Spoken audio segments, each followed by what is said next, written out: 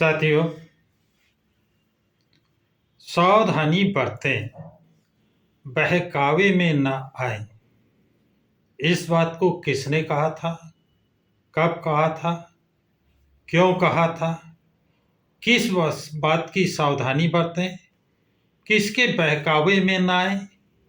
ऐसी क्या महत्वपूर्ण बात थी? कौन इसके लिए आपको सचेत कर रहा था, कब कर रहा था? ये सब जानने के लिए इस वीडियो को अंत तक देखना जरूरी है। तो साथियों, आइए मेन विषय पर आते हैं। अखिल भारतीय अस्पृश्य समाज के एकमात्र नेता और स्वतंत्र लेबर पार्टी के संस्थापक डॉक्टर बाबा साहब भीमराव अंबेडकर MA PhD वार एट लॉ दिनांक 25 जनवरी 1937 की रात 3:30 बजे जलगांव स्टेशन पहुंचे। कब? 25 जनवरी 1937 की रात 3:30 बजे जलगांव स्टेशन पर पहुंचे। सोलापुर और नगर जिले के दौरे पूरे करके वो आए थे। उनके साथ में खानदेश पूर्व के स्वतंत्र लेबर पार्टी के उम्मीदवार श्री दौलतराव गुलाल जी जाधव BA भी साथ में थे। जामनेर पहुंचने के बाद उनका बड़ा जुलूस निकाला गया। जुलूस आखिर सभा में परिवर्तित हुआ। तब उस सभा को संबोधित करते हुए डॉक्टर बाबा साहब अंबेडकर ने कहा, ध्यान देने वाली बात है, क्या कहा बाबा साहब ने? आप जानते हैं कि मैं आज दौरे पर क्यों निकला हूं? आज दौरे पर क्यों निकला हूं? सुधारित कानून के अनुसार मुंबई विधिमंडल में 15 उम्मीदवारों को चुनने का आपको अधिकार मिला है। कितने उम्मीदवार चुनने का? 15 उम्मीदवार विधिमंडल के मुंबई विधिमंडल में 15 उम्मीदवार चुनने का जो अधिकार मिला है, उसके प्रचार के लिए बाबा साहब निकले हैं। आगे कहते हैं, राज्य संविधान के अनुसार स्थापन होने वाली लेजिस्लेटिव असेंबली में कुल 175 सदस्य होते हैं। उनकी तुलना में हमारे उम्मीदवारों की संख्या कम होती है और वो अगर एकजुट होकर नहीं रहे तो अपना हित नहीं होगा। क्या है? कुल सदस्य कितने हैं? 175। और हमको उम्मीदवार कितने चुनने हैं? मात्र 15 हमारे होंगे। और वो भी अगर एक साथ नहीं रहेंगे, एकजुट नहीं रहेंगे, अलग अलग होंगे, तो हमारा कोई हित नहीं होने वाला है। ये सावधानी बरतने की बात बाबा साहब कर रहे हैं। सभी लोग अगर एकजुट होकर रहने चाहिए तो उन्हें किसी ना किसी पार्टी के साथ जुड़ना होगा। मतलब जब लोग पार्टी के साथ नहीं जुड़ेंगे, अकेले 15 लोग क्या करेंगे? तो उनको जुड़ना होगा।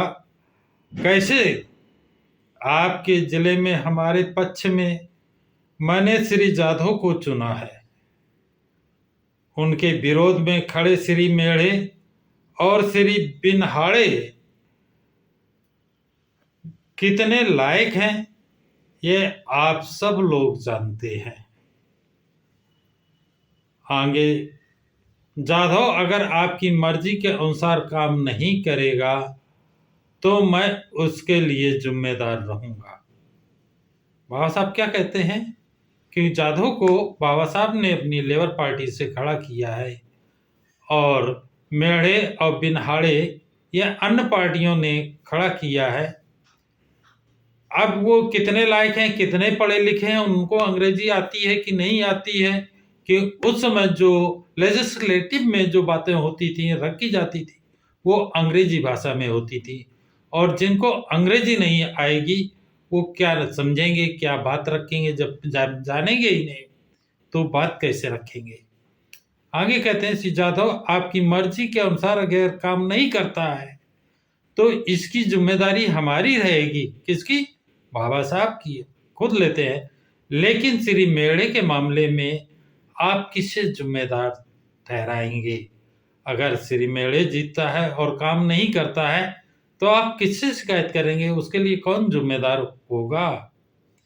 दूसरी बात यह है कि विधि मंडल में सभी काम अंग्रेजी में होते हैं, इसलिए आपकी शिकायतें वहां सबके सामने रखने के लिए अंग्रेजी जानने वाला इंसान चाहिए। इसीलिए श्री जाधव ही केवल लायक हैं। श्री जाधव मेरा कोई रिश्तेदार नहीं है। बाबा साहब ये भी कहते हैं, अंग्रेजी जानने वाला सिर्फ इनमें श्री जाधव है और जाधव मेरा रिश्तेदार नहीं है, लेकिन समाज का काम करेगा। इसलिए बाबा साहब कहते हैं कि ये अंग्रेजी जानता है और लेजिस्लेटिव में हमारी बात, समाज की बात रखेगा, इसलिए मैंने इसको उम्मीदवार बनाया है। अन्य उम्मीदवार भी मेरे दुश्मन नहीं है। बाबा साहब बता रहे हैं कि अन्य दुश्मन भी मेरे दुश्मन नहीं है, अन्य उम्मीदवार भी हमारे समाज से हैं, लेकिन जिस काम के लिए जो लायक व्यक्ति होता है उसको नियुक्त करना मेरा कर्तव्य है। कहते हैं जो जिस लायक होता है। अब ये जो अंग्रेजी नहीं जानते वहां जाकर बैठे रहेंगे, उनको यही नहीं पता चलेगा कि लेजिस्लेटिव में क्या बात हुई, क्या नहीं हुई, क्या बात हमको रखना चाहिए, क्या नहीं रखना चाहिए। उनको कुछ पता, जब अंग्रेजी जानते ही नहीं तो कैसे जानेंगे? आपको ये अधिकार न मिले, इसलिए गांधी जैसे लोगों ने आमरण अनशन शुरू किया था।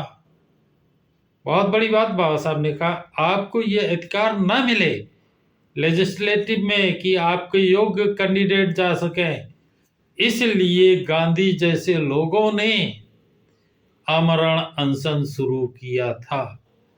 गांधी के साथ, गांधी ने जब जेल से आमरण अनशन का लेटर भेजा था तो 3 कांग्रेसियों की सहमत से 3 कांग्रेसियों की जानकारी में था।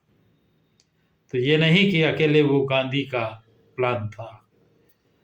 आगे कहते हैं, लेकिन उन्हें दरकिनार कर हमने ये अधिकार हासिल किया।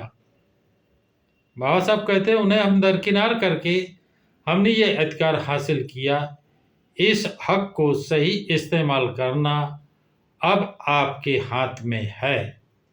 आपको शिकार बनाने के लिए, आपको लुभाकर बस में करने के लिए कुछ लोग बोर्डिंग खोलते हैं, कुछ चाय पिलाते हैं, लेकिन ये सभी उपाय कुछ देर तक टिकने वाले ही हैं।